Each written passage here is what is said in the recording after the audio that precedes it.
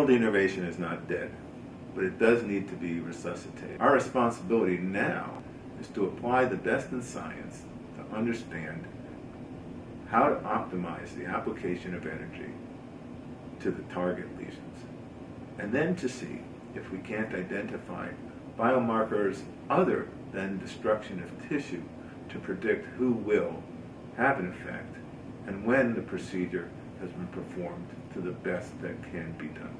Renal denervation is not dead. The field of sympathetic modulation is broader than renal denervation. That renal denervation is the first foray into using sympathetic modulation to alter a disease state. And right now, the field of renal denervation is evolving. Preclinical data in renal denervation are a wonderful example of how non-clinical animal models and computational models can come together to shed light on an emerging technology in a way that one could never get from a clinical trial. Computational modeling is really the ability to predict how devices work. And specifically with regard to renal denervation, the question is, how does the energy distribute in the tissue? And that's something that currently cannot be visualized experimentally, and really you can only assess in retrospect at the end of the experiment. So computational modeling allows you to visualize this and to predict how changes in devices, in device geometry, device settings, will impact the distribution in the tissue. CBSET has made a tremendous number of contributions in the non-clinical domain, and the renal denervation field is one of its proudest achievements. It's really important to understand mechanistically what's going on. And so when devices are being developed, the preclinical models can be used to generate mechanistic information, and that will lead to success in clinical trials. We're using norepi as a biomarker of efficacy in the preclinical model, and so what we're doing in our laboratory is we're associating the percent affected nerves, the nerves that are damaged by the treatment, with norepi, and that allows companies to iterate their technology and alter their power and treatment duration and their treatment paradigm in a way such they can optimize their therapies. And if they optimize their therapies correctly in the preclinical models, then that will better guarantee success in the clinic.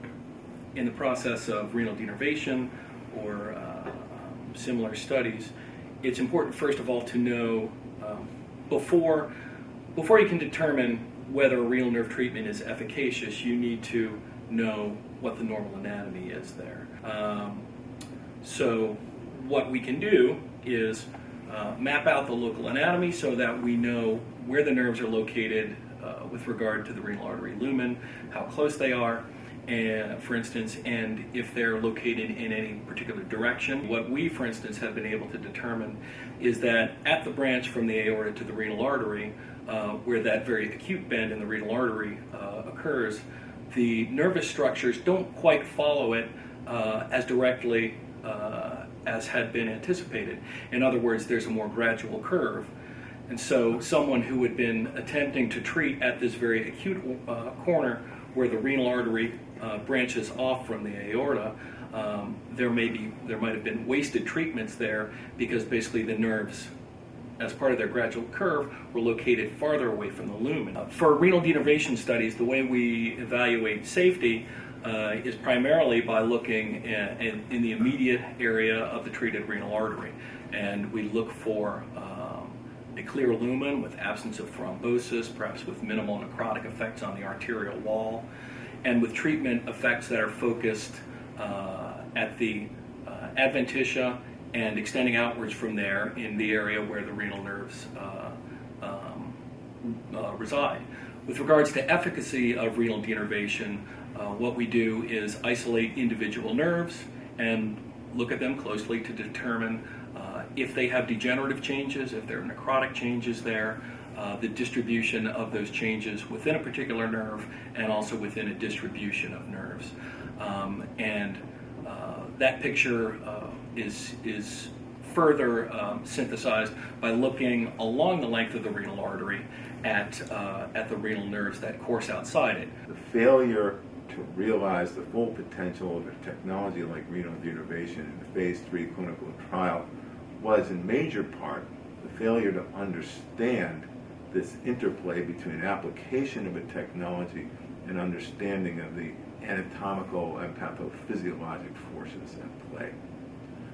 What CBSET did was using an integrated approach which uses sophisticated animal models, complex computational protocols, and then benchtop experiments to fully delineate the extent of the challenge that's confronted in trying to selectively ablate nerves and ganglia outside a specific artery. So where do we go from here? This is actually not a failure, it's an opportunity. It is precisely what we need to do in the development of technology. We need to constantly take clinical observations and seek to understand them at their most fundamental and basic mechanistic level. The obligation we all confront, therefore, is to take the promise of renal denervation, modify our technology, modify our clinical protocols, learn from the non-clinical experiments that CBSET and others have engaged in, and make this the success it really can be.